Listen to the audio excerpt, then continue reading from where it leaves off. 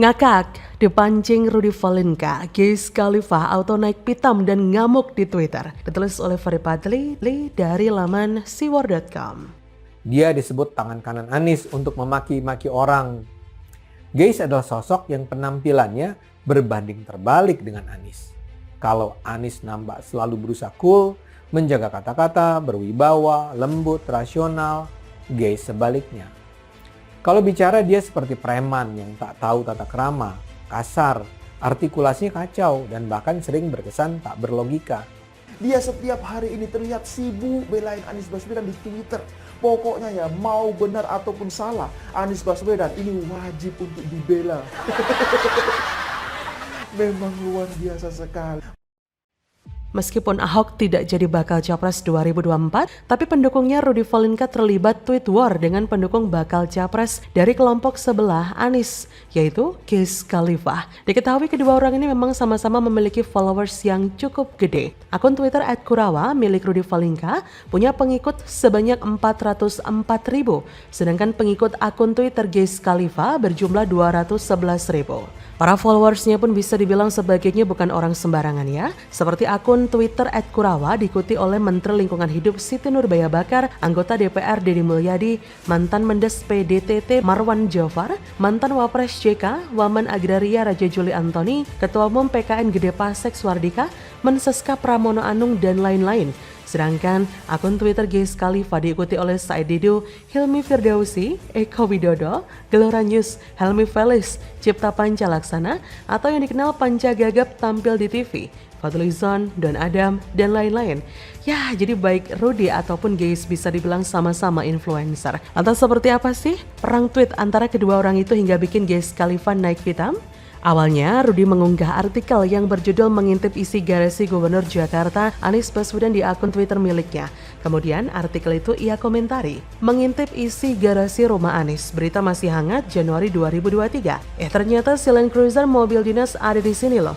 Tuyul Ancol, Wiz Khalifa, mending lu bikin gigi palsu aja sana, bikin hoax mulu. Nah, nggak terima disebut tuyul Ancol, emosi Wiz pun langsung memuncak. Tanpa pikir panjang, penulis buku A Man Called Ahok itu langsung dimakinya dengan mengatakan, pecundang, Anies kemana-mana pakai Innova, mobil dinas yang lo maksud itu ada di gudang aset Pulau Mas. Tak menunggu waktu lama, Wiz pun langsung diingatkan oleh netizen. Seperti kata akun Twitter @muihef78, pecundang gundul pacul, STM Anda di mana? Pernah diajarin sopan santun kan? Di samping itu ada pula yang bertanya, tuyul Ancol masih jilatin Anies ya? Seperti kata akun Twitter @darmoraharjo, dengan ada yang begitu polos. Masih dong. Malah semakin ganas menjilatnya sekarang, lantaran doi ingin mendapatkan dukungan dari Anies sebagai Cagup DKI 2024. Mungkin karena begitu kesalnya Wiz sama Rudy Valenka, tak hanya sekali ia memakinya tapi 2 kali berturut-turut. Ia berkata dengan nada gusar bukan kepala, otak dikit pecundang, itu foto yang lu gunakan udah ngejawab sendiri, itu interior mobil yang digunakan Anies, mobil Kijang Innova, ngerti bedan mobil gak sih? Ode. Karena tahu Wiz sudah emosian, Rudy pun tidak terlalu serius menanggapinya. Cuitan buzzer Anies tersebut hanya dikomentari dengan meme foto Wiz Khalifa yang bertuliskan, kangen aneh ya. Gak pelak bikin marah lah Om Wiz. Ia pun kemudian mengatakan, kemampuan lu cuma segitu, pecundang. Adu argumen larinya ke meme, otak lu dikit. Dia aja tuh yang paling pintar di muka bumi ini ya. Dikit-dikit ngomongin orang otak dikit padahal ngurus Ancol saja nggak becus loh. Komen Wiz kemudian dibalas oleh Rudy Valenka. Dokter bilang jagalah kebersihan gigi kita sejak kecil, karena kalau sudah bolong sampai habis, maka bisa mengganggu kesehatan jantung dan otak. Bukan gue nggak mau debat sama antum bro, tapi kasihan, sabar ya, bentar lagi gue kasih kejutan baru. Jangan lupa sikat gigi. Waduh. Kalau diperhatikan sebenarnya Rudy Valenka itu hanya ingin memancing Wiz Khalifa saja, supaya dia emosi. Dengan begitu keluarlah karakter aslinya yang suka ngomong jorok, maki-maki orang, dan pokoknya Anies selalu benar di mata dia. Sehingga orang jadi tahu bagaimana aslinya buzzer yang hendak jadi gubernur DKI tersebut. Dengan masyarakat tahu bahwa sifat asli siapa yang bakal jadi pemimpinnya akan meminimalisir terjadinya salah pilih. Kira-kira jangan sampai seperti dulu yang dijanjikan akan dimodalin punya bisnis, disediakan tempat usaha dan dicariin pembeli lewat program OKOC. Ternyata enggak. Benar-benar tertipu warga plus 62 penghuni ibu kota negara kala itu. Jadi terima kasih Om Rudi yang sudah berhasil bikin bakal Cagup DKI 2024 Wiz Khalifa tanpa sadar membongkar aibnya sendiri. Jadi bagaimana menurut Anda?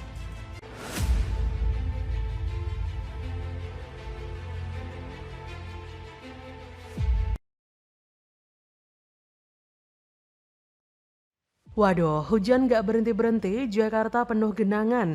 Tapi jangan khawatir, Pemprov Jakarta terjunkan ratusan pompa atasi genangan Jakarta. Mantap. Himbauan kepada warga ya selalu waspada karena memang kita masih di era musim hujan dan jangan lupa tetap menjaga kebersihan. Kebetulan untuk hari ini kita lagi mengadakan penyedotan di mana lingkungan warga di RT 3 RW 4 ini terjadi genangan yang cukup lumayan, ya kisaran 80 sentian.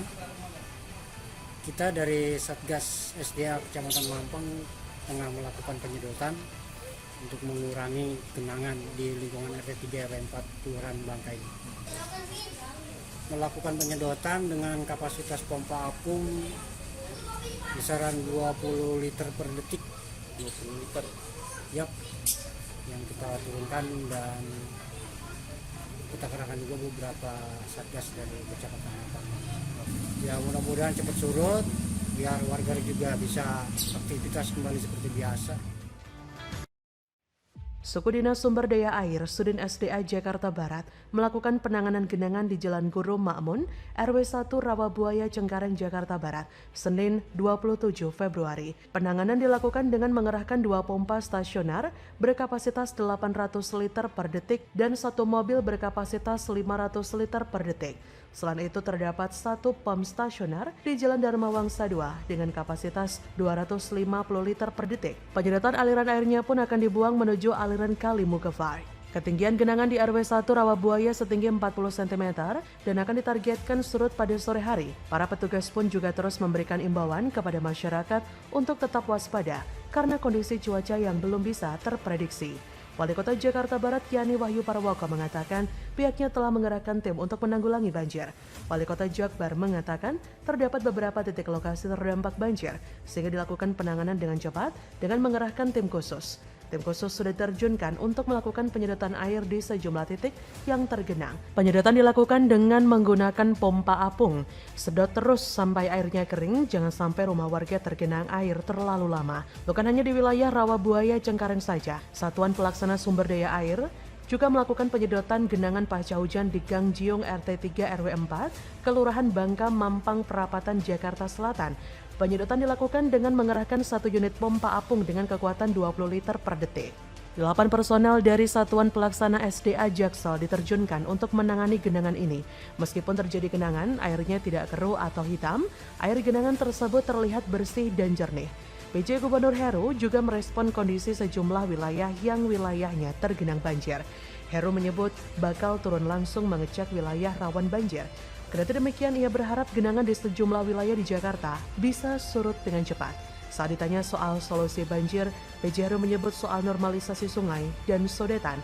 PJ Heru lalu menjelaskan Wali Kota Jaktim dan beberapa wilayah sudah berupaya menurunkan petugas Dinas Penanggulangan Kebakaran dan Penyelamatan atau Gulkarmat untuk menyedot banjir dan menghidupkan pompa-pompa penyedot air. Diketahui hujan melanda wilayah Jakarta dan sekitarnya sejak Minggu 26 Februari 2023 hingga Senin 27 Februari. Tercatat, hujan dengan intensitas sangat lebat terjadi di sejumlah wilayah Jakarta seperti di Sunter Hulu serta intensitas lebat hingga menyebabkan genangan di wilayah sebagian Jakarta. Sikapnya PJ Heru tentu menjadi awal yang baik bagi keselamatan warga.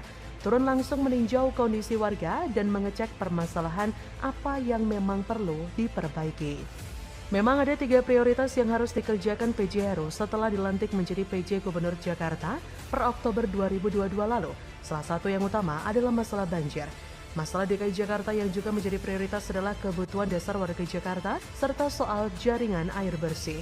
Dan menurut penulis, yang harus dilakukan oleh pengganti Anies tersebut agar bisa melaksanakan tugas sebagai PJ Gubernur hingga 2024. Pertama, PJ Heru harus membangun chemistry dengan para satuan kerja perangkat daerah, artinya dengan pegawai negeri Jakarta. ASN kita harus dikompakan, harus buat satu rampak barisan dalam mengemban tugas dan amanah sebagai penjabat, termasuk penanganan banjir yang masih menjadi momok bagi warga Jakarta. Selain itu juga mempercepat penyelesaian pembangunan sodetan dan normalisasi sungai agar penanganan banjir bisa segera teratasi. Bagaimana menurut Anda?